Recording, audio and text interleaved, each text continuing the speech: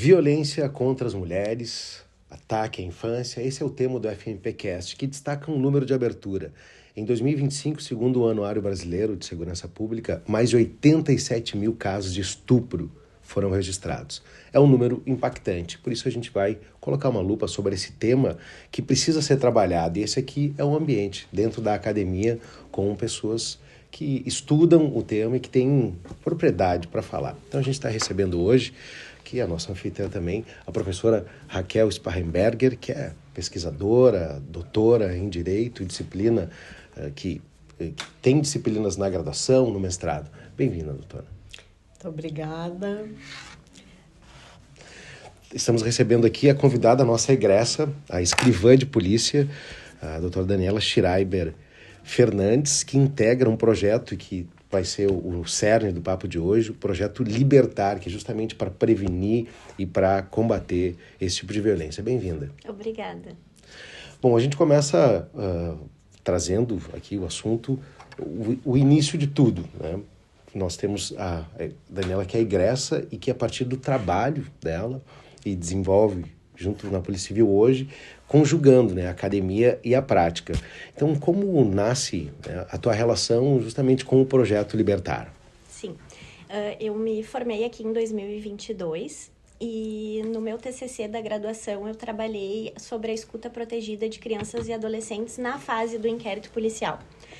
Na ocasião, a gente identificou vários problemas do Estado e principalmente que criança e adolescente não eram uma prioridade absoluta nas políticas públicas de Estado. Em 2023, lá em Camaquã, uma colega minha, também escrivã de polícia, a Bianca Beneman, iniciou um projeto, então Projeto Libertar, em que ela ia nas escolas, fazia uma palestra em torno de 45 minutos para crianças com 10 anos mais, né? E nessa palestra ela explica para as crianças e adolescentes como se prevenir de predadores sexuais reais e virtuais. Então, esse programa trouxe excelentes números, excelentes resultados, porque além de ela dar ferramentas para a criança e adolescente se prevenir, ela também, ao final da palestra, recebia alguns relatos de crianças e adolescentes que estavam sendo vítimas, que se identificavam com as situações em que ela relatava durante as palestras. Então, ela desenvolveu esse protocolo, que ao final da palestra, ela reserva junto à instituição que chamou o Programa Libertar, ela reserva uma sala em reservado, né? E essas crianças e adolescentes conseguem, de forma privada, relatar as violências que estão sofrendo.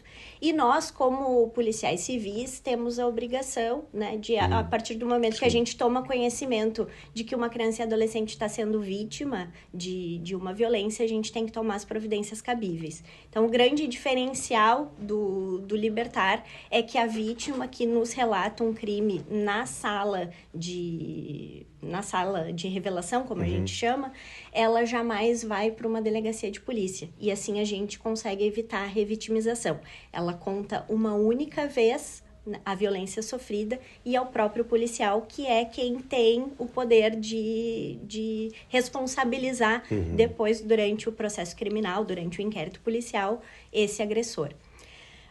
Esse programa, ele, durante o ano de 2023 e 2024, ele fez um sucesso dentro da Polícia Civil, na região lá de Camaquã, e a chefia de polícia, no final de 2024, percebeu isso e agora, no ano de 2025, tornou o Libertar como um programa institucional.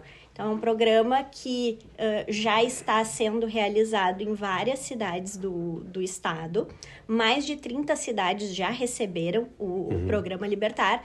E ele é pioneiro no Brasil. A Polícia Civil Gaúcha traz esse programa como uma inovação no combate à prevenção e repressão de crimes sexuais envolvendo crianças e adolescentes. Esse êxito, doutora Daniela, tem a ver talvez com o ambiente escolar, que é... às vezes ele é mais seguro que a casa, né? Tem um ranking, né? Ele é o segundo... É o segundo lugar mais seguro para a criança. Porque... Atrás do lar? Exatamente, o lar seria o primeiro lugar, só que boa parte dos crimes envolvendo principalmente estupro de vulnerável ocorre dentro da residência das vítimas. Cerca de 59% dos casos envolvendo vítimas de menor de 14 anos acontecem nas próprias casas das vítimas. Aliás, eu anotei aqui, 59% dos agressores são familiares das vítimas e 65% dos casos ocorreram na residência das vítimas. Isso tudo de acordo com o 19º Anuário da Segurança Pública, que foi lançado agora em 2025, em julho de 2025. Sim. A gente vai se debruçar sobre esses dados aqui e depois eu quero uma análise da doutora Raquel ao projeto que ainda carece de sanção, pelo menos nesse momento que nós estamos gravando, no dia 10 de setembro, que deve acontecer em breve, né? O PL 2628/2022, que trata justamente, né, de regras para a proteção da criança no âmbito, porque nós temos o ECA já, né, o que está preconizado no ECA, mas a gente percebe, e na conversa com vocês, que parece que piorou a coisa. Então, vamos tratar dos números, infelizmente, para a gente colocar uma leitura, porque às vezes um número parece algo frio, né? Mas com a análise de quem está na linha de frente... Na verdade, o número ele é assustador, mas a gente, de certa forma, comemora esse número crescente, porque a gente acredita que a gente está tirando alguns casos da cifra oculta.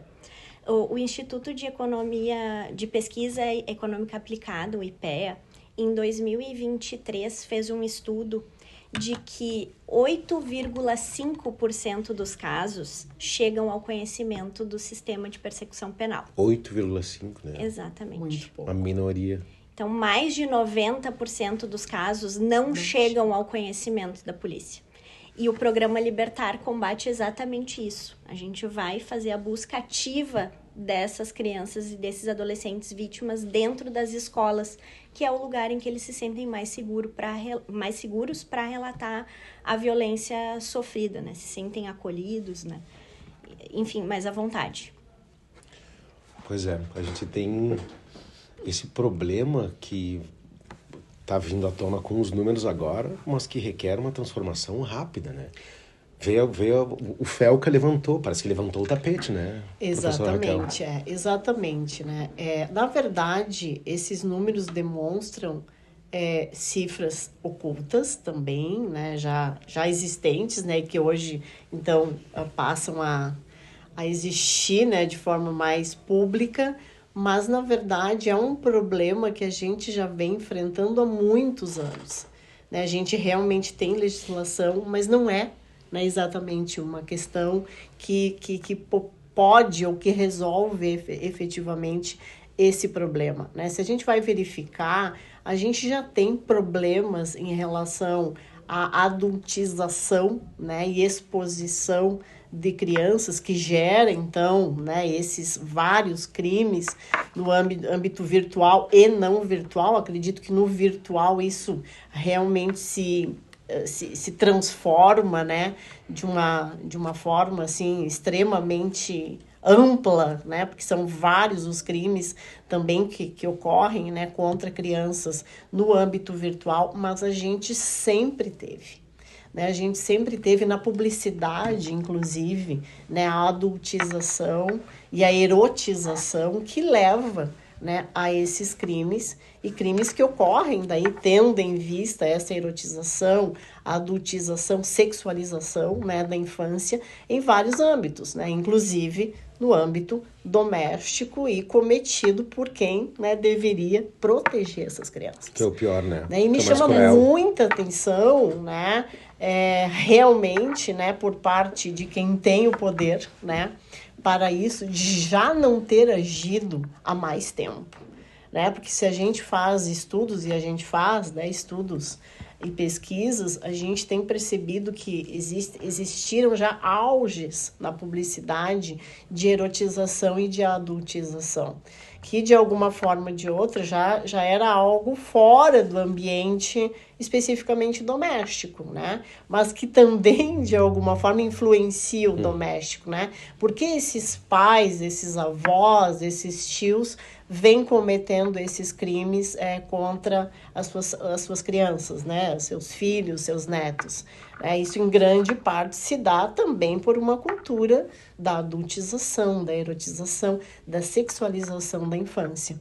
Então, realmente há muito o que fazer. A gente tem, né, esse projeto de lei, que acho que já chama atenção em alguns aspectos, porque estava parado desde 2022. Esse é o detalhe, né?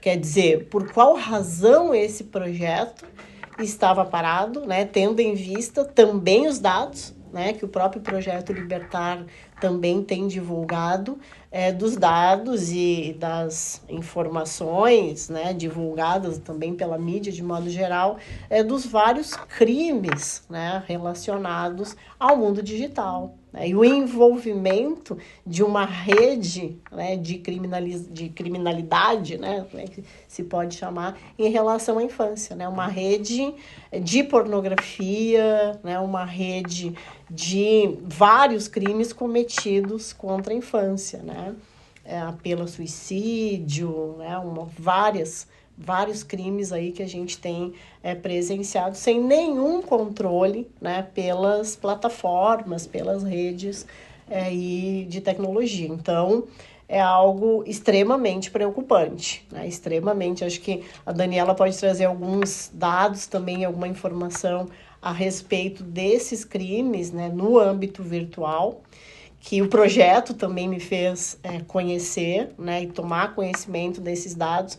E aí acho que depois a gente pode falar o que esse projeto traz, né, de proteção ou de preocupação com a infância, né, que é para nós todos o bem mais caro, né, que todos nós temos, que são os nossos filhos, as nossas crianças, as nossas meninas, meninos, né, enfim, porque também a idade é algo que nos choca, né? A idade dessas vítimas, né? 7, 8 anos de idade, cada vez mais cedo. Então, é extremamente preocupante, né? E o legislador se omitir de legislar de uma forma mais severa, né? Algo que vem ocorrendo e que é visível, né? E que os dados não deixam, não deixam de mostrar a todos nós. Então, é algo extremamente, realmente preocupante, né, nos contextos atuais. Então, assim, uma preocupação, digamos, do nosso legislador muito mais, né, com a chamada liberdade de expressão e não com a proteção, né, das nossas crianças e da infância, ou seja, né, o princípio do melhor interesse da criança deve se sobrepor a qualquer, né, discussão vinculada às liberdades ou à censura. Nós estamos diante de dados extremamente complexos. Quer dizer, num tema como esse, não há o que fazer a não ser regular e de forma extremamente severa.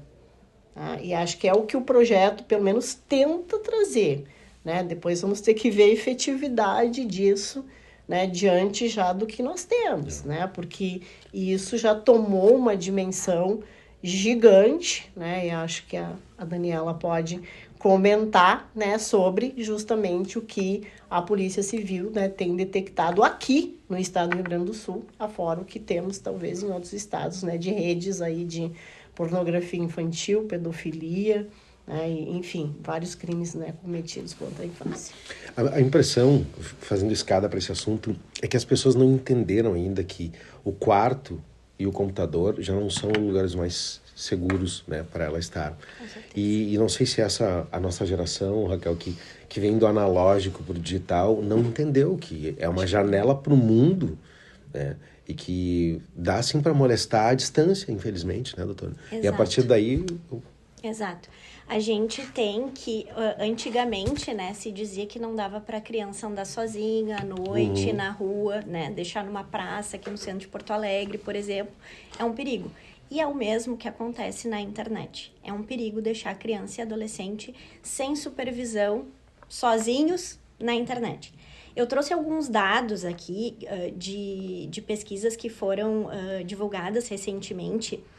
Em 2023, a SaferNet, que é uma ONG brasileira, recebeu 71.867 denúncias de imagens de abuso e exploração sexual infanto-juvenil online. E corroborando com esses dados, a Zero Hora publicou aqui em Porto Alegre uma reportagem em 30 de julho deste ano, dizendo que somente em 2025 a Polícia Federal já instaurou 71 procedimentos de investigação desse tipo de crime, né, envolvendo criança e adolescente. E a gente tem mais ainda um dado que daí, para mim, esse é fora de argumentação, assim, que para mim é o mais assustador de todos, que é o relatório da Childlight, que também é uma organização mundial que trata sobre esse tema, e justamente eles pedem para que a gente sempre divulgue os dados que eles trazem para que a gente ilumine para eliminar. É esse o slogan deles, né? Então, eles trazem que mais de 300 milhões de pessoas com menos de 18 anos foram afetadas por abuso ou exploração sexual online no mundo. Esse é um dado mundial. 1 em cada 8 crianças ou adolescentes teve algum tipo de contato com abusadores online em 2023. E arquivos contendo imagens de crianças e adolescentes são reportados 1 vez a cada segundo no mundo. Ou seja, a gente pode afirmar que há um caso de abuso sexual por segundo no mundo. A gente está diante de uma pandemia global e poucas pessoas estão falando sobre isso. Poucas pessoas estão preocupadas em tratar desse assunto. Colaborando ainda os estudos, a Child Fund Brasil fez um estudo com 8.500 adolescentes entre 13 e 18 anos de idade aqui no Brasil, de todas as regiões brasileiras. E os adolescentes, ao serem entrevistados, né, 54% relatou ter sofrido algum tipo de violência sexual online, com ou sem interação. Sem interação é que se deparou com algum tipo de material que seria indevido, impróprio para sua idade. E a gente tem que eles mesmos identificam os ambientes que são mais inseguros. Essa pesquisa da Child Fund Brasil, dizendo que Roblox. Free Fire, Instagram e TikTok são os ambientes mais seguros na visão dos próprios adolescentes. Então, eu acho que urge... Mais inseguros na visão dos próprios adolescentes. Tem um Discord aí, né? Eles não citaram o Discord, mas o Discord também talvez seria... porque nem entrem, né? Alguns nem tenham acesso ainda ao Discord, mas a gente sabe, né? Sim. Que grande parte dos adolescentes têm acesso, sim, e acessam o Discord. Vê, meu filho, hoje ele tem 16 anos, às vezes os 12 ele joga ele no provavelmente E aí... deve ter já se deparado, né?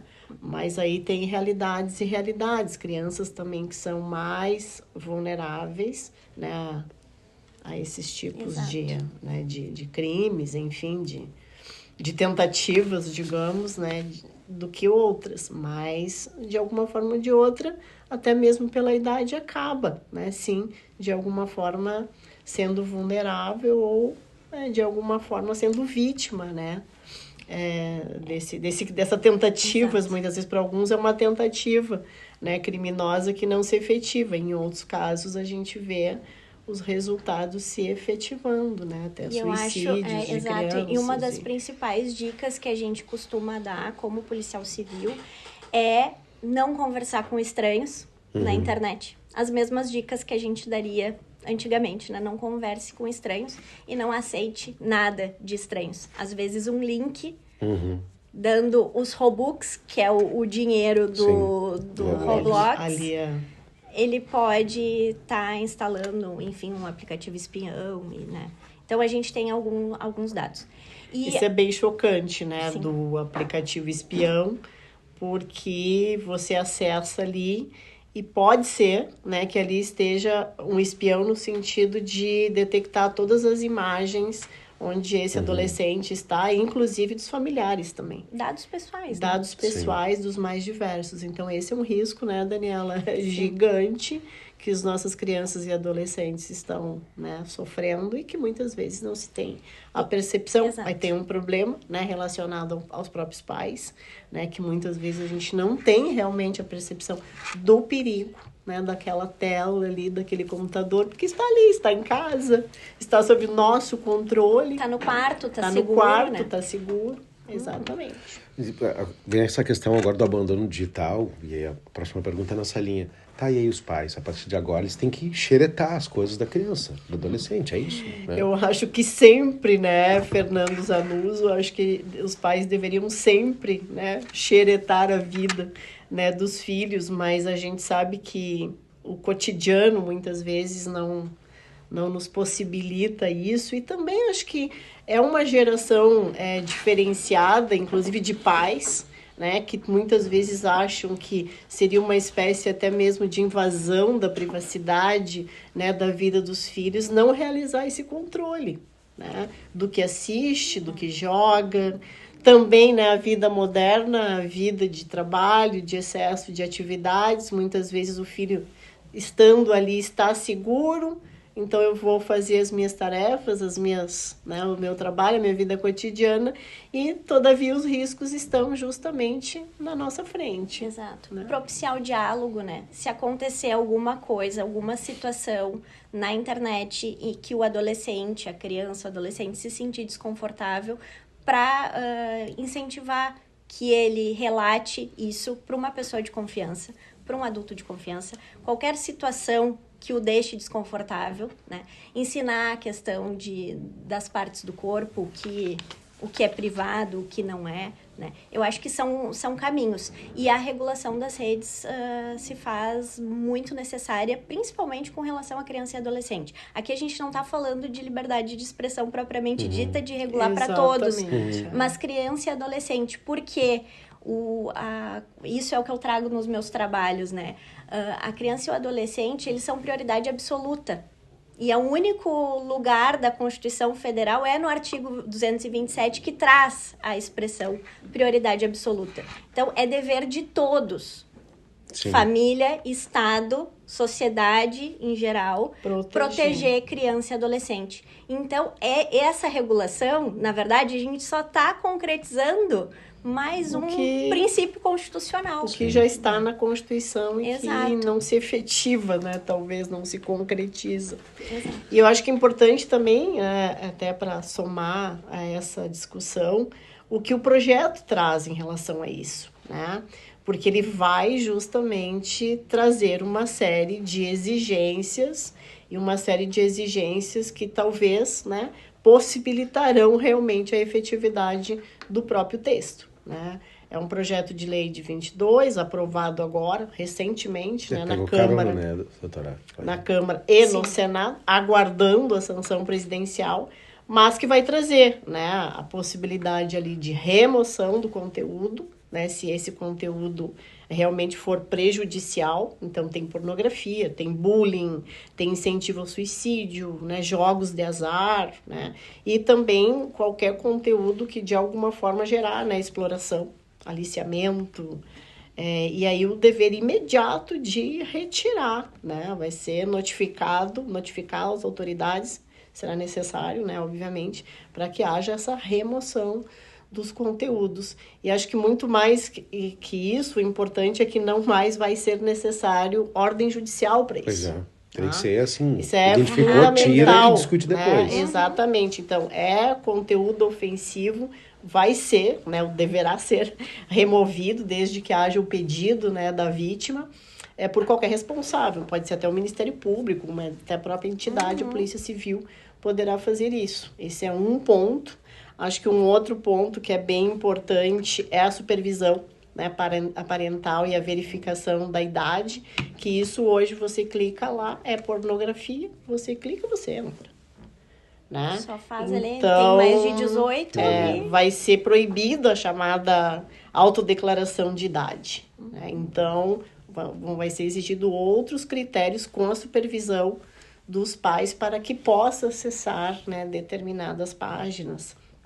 Enfim, isso acho que também, né, vem no sentido já de proteção ou do melhor interesse realmente da criança em busca de efetividade aí do texto, penalidades, né? Vai ter uma série de penalidades às plataformas e redes, né? Caso, né? Até mesmo suspensão, caso não se cumpra, né? Com os determinados requisitos. A suspensão, claro, vai ser por decisão judicial, mas em tese o que se quer é que essas plataformas cumpram efetivamente, né? O que for trazido pelo projeto, né? E vai ter algumas proibições também, né? De alguns jogos, eles serão proibidos, né? Também para crianças e adolescentes. Aqueles que têm, né, comportamentos compulsivos e semelhantes aos chamados jogos de azar serão proibidos. Então, assim, acho que o projeto, ele tem fragilidades, mas também traz, né, alguns cuidados a mais, né, que visam justamente a proteção, né, das nossas crianças e adolescentes, né, visando sempre o princípio, né, do melhor interesse aí da criança, né. Para além do que, né, a Daniela até já comentou, acho que para além de uma questão de liberdade de expressão ou de discussão do direito à privacidade da criança ou não, a gente está diante de um outro fator, né? Que é o risco a essas crianças. Então, acho que temos que trabalhar aí com a ideia, sim, né, existem limites a isso, né, e principalmente em relação às crianças e adolescentes, isso precisa, de fato, ser regulado, não há outra alternativa, né? Então, podemos até pensar, né, em outros mecanismos de não regulação para outros assuntos, outros temas, né, porque de alguma forma viola a liberdade de expressão, ou viola a privacidade, ou é censura, mas quando se trata das nossas crianças, dos riscos, dos dados que são concretos, quer dizer, não há o que se fazer. Há que se sancionar e muito rápido e exigir todas esses critérios, né, trazidos aí pelo projeto de lei. Assim se espera. Ainda voltando para o Libertar, os números, né, de 2025 ou um número significativo que mostra a importância desse projeto. Sim, o Libertar, além da questão preventiva, né, que a gente está indo e a gente está atingindo pessoas com conhecimento, a gente acredita que o conhecimento liberta e empodera essas vítimas a romperem o silêncio, ainda que não durante ali a nossa atuação na escola ou na instituição de ensino, mas no momento posterior a gente ensina os canais de denúncia e tudo mais, então a gente acredita que essas denúncias vão chegar até nós, né? Nós temos, somente no ano de 2025, até agora, até agosto, foram realizadas 118 palestras do Programa Libertar em mais de 30 municípios do Rio Grande do Sul. 2025, isso. Só neste 2025. ano. É bastante, né? Sim, muito. considerando que o programa foi institucionalizado no final de abril. Então, a gente está falando basicamente de 4 meses de muito trabalho. E aí multiplica 118 por... E aí, depois dessas palestras, o número total foram 9.517 pessoas atingidas. Bastante. Né? Mas ainda é pouco. E 48 registros policiais. Então, nós conseguimos resgatar do ciclo da violência 48 pessoas. E isso aconteceu... Terminou a palestra, vocês disponibilizam esse espaço de escuta, que na prática é isso, Exato. E aí, dali surgiram essas denúncias. Surgem os relatos e o Imagina a próprio aflição policial. dessa criança, desse adolescente. É um sofrimento... Você está sendo cuidado por alguém que te violenta. Quando eles começam a ouvir, né, a palestra do próprio projeto, eles começam a ter a percepção de que Se são identificar. vítimas. Porque muitas vezes eles não se dão conta, não sabem que estão sofrendo uma violência. Porque é uma questão que daqui a pouquinho, desde sempre, né, Exato, aquilo isso é normal. E nós incentivamos para que a denúncia seja feita, porque a culpa nunca é da vítima. Sim. E o silêncio, ele só favorece o agressor. Exatamente. Que vai fazer mais e mais vítimas. Ele nunca para em uma vítima só. E que esse silêncio, né, doutor Daniel, ele se justifica ou ele ocorre porque é dentro das famílias, né? Ocorre, é o melhor Exato. termo, né? E às vezes, as famílias se dissolvem, com né? certeza. Se Imagina um avô, dissolvem um tio, e elas um padrasto. silenciam também. Isso, né? A esse é o gente pior. tem Ameaças, casos, né? Acho no Libertar também, mas em outros momentos que o próprio grupo de pesquisa, né, já esteve em escolas, a percepção que a gente tem é essa, né? De que o receio de destruir aquele lar com essa informação e mais o silenciamento, muitas vezes, de familiares que sabem da violência, né? Aí por várias razões, né, que a gente merece também compreender por qual razão há esse silenciamento, às vezes por parte da mãe, né, que presencia ou até sabe de que a filha de 13, 12 anos está sendo vítima de violência e que por várias razões, aí entra, né, no patamar das violências todas cometidas, inclusive contra mulheres que sofrem violência psicológica, violência patrimonial e sexual, muitas vezes são vítimas, as filhas passam a ser vítimas desse agressor, né? Vai se perpetuando e há um silenciamento, né, de não ir atrás realmente, né, das instituições e dizer chega, né, dar um basta. Então são muitos os fatores. Acho muito importante, hoje eu sou uma fã número 1, né, do projeto, a Daniela sabe disso, por conta do trabalho de base que está sendo feito, né? Porque a gente poderia pensar, não, a Polícia Civil ela tem um papel, que é o papel fim, né? Quer dizer, é o fim. É depois que aconteceu, já aí com a coragem que o indivíduo vai ter, a mãe ou a própria vítima, de ir até a polícia. E ela não vai. Então, hoje a Polícia Civil está indo, né, nas bases, que é a escola, né, como a Daniela diz, que é o segundo, né, ambiente em que essas crianças se sentem talvez mais tranquilos para relatar, né, o que sofrem de violência. A gente sabe que a base deveria ser a família, né, mas a família hoje, infelizmente, é a que, né, também comete esses atos, essas violências. Então, a gente precisa, sim, que os relatos, né, e que a escuta dessas crianças, ela traga, né, também que é ali, no primeiro local onde ela se sentiria segura que ela está sofrendo essa violência. Isso é o caos, né, gente? Vamos combinar. É que a gente não tem a cultura da prevenção em nenhum âmbito, né? No âmbito material, no âmbito... Não. E aí, nessa questão, a Polícia Civil está engajada na questão da prevenção dos crimes sexuais em especial. E uma das coisas, um dos números positivos é que a partir das palestras do Libertar foram possíveis o cumprimento de 2 prisões preventivas. Então, de familiares? 2 alunas relataram, um caso foi em Canoas e o outro caso foi em Livramento. Então, nós temos um na metropolitana e um no interior do estado. No de Canoas, a vítima, após a palestra do Libertar, relatou aos policiais que estava sendo vítima. Isso foi veiculado na mídia, então não tem nenhum problema a gente falar desse caso aqui, né?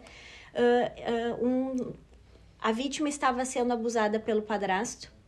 E no momento em que ela relatou para o policial, as 2 únicas perguntas que a gente faz na sala de revelação, eles nos contam tudo. Uhum. As 2 únicas perguntas que a gente faz é se a agressão ainda está acontecendo, uhum, porque daí nós temos que tomar as providências sim, cabíveis, né, e urgentes, e quem é o agressor, para a gente procurar identificar.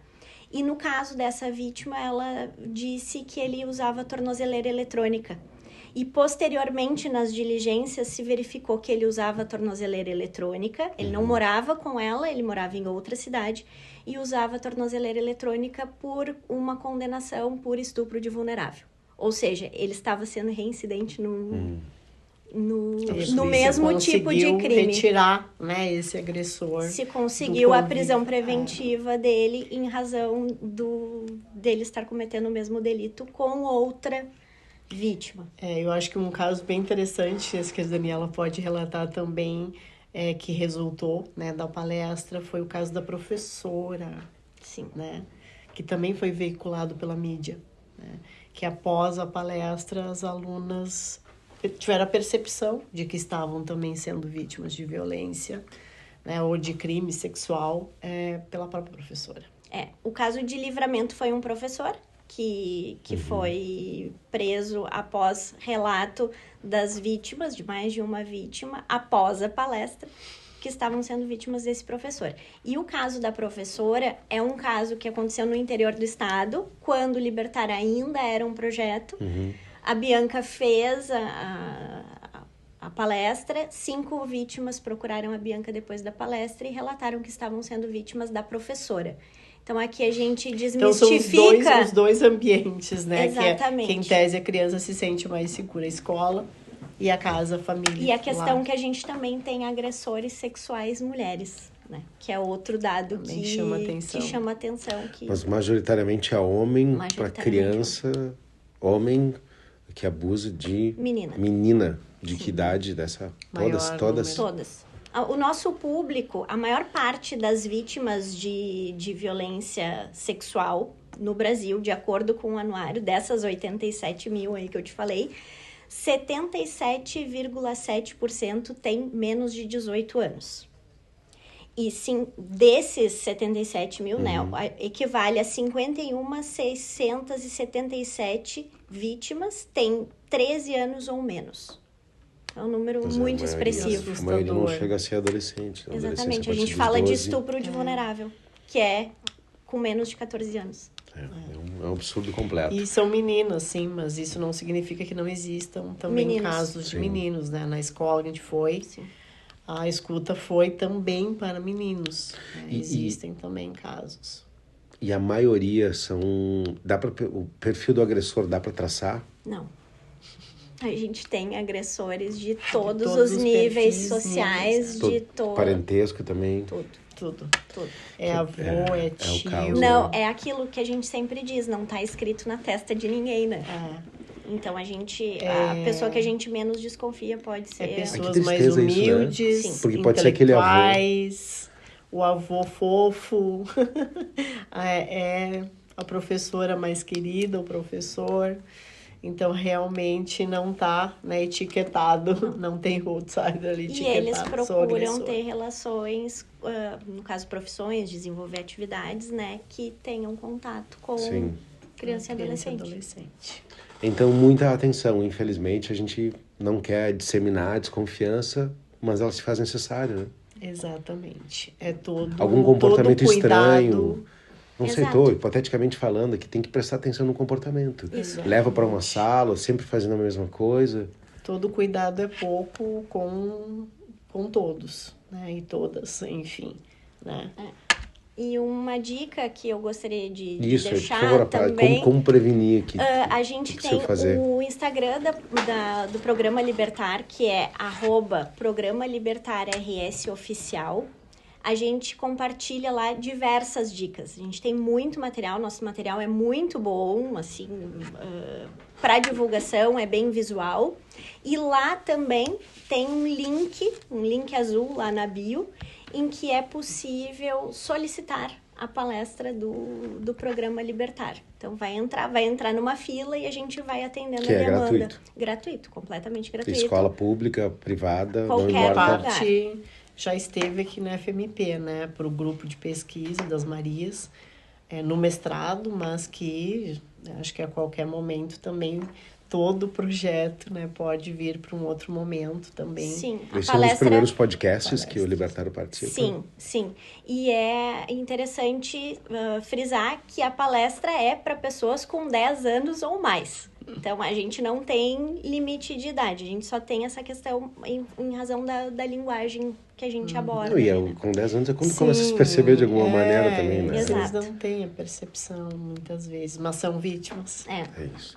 Muito bem, nós teríamos muito a falar, né? Já ficou um programa maior que a média, então gostaria de agradecer a professora doutora Raquel Sparrenberg, que é a nossa professora da graduação, pesquisadora, enfim, uma figura que promove, né, que faz justamente a conexão com projetos tão importantes como esse, né, que é o Libertar. Prof, obrigado. Nós que agradecemos, E agradeço também muito a Daniela, né, e ao projeto em especial pelo que tem feito, né, por nossas crianças. E aqui acho que temos que deixar o recado, né, que estamos no aguardo, né, do projeto da sanção, né, do chamado ECA Digital, né, de proteção aí às nossas crianças e adolescentes, o mais rápido possível. Muito bem, e a nossa egressa, a doutora Daniela Schreiber Fernandes, que é a escrivã de polícia e que está na coordenação desse projeto tão importante, o Libertar. Obrigado, parabéns. Muito obrigada pelo espaço e ficamos à disposição. Qualquer coisa é só entrar em contato então com o nosso Instagram lá, Programa Libertar RS Oficial. Isso, então se você tem algum tipo de envolvimento com escola, com uma associação onde há crianças, meninos, meninas, é fundamental. Participe dessa rede de proteção, porque, como diz a Constituição, todos nós, a aldeia toda tem que cuidar da criança. Então, muito obrigado pela sua audiência. A gente volta numa próxima edição com o FMPcast.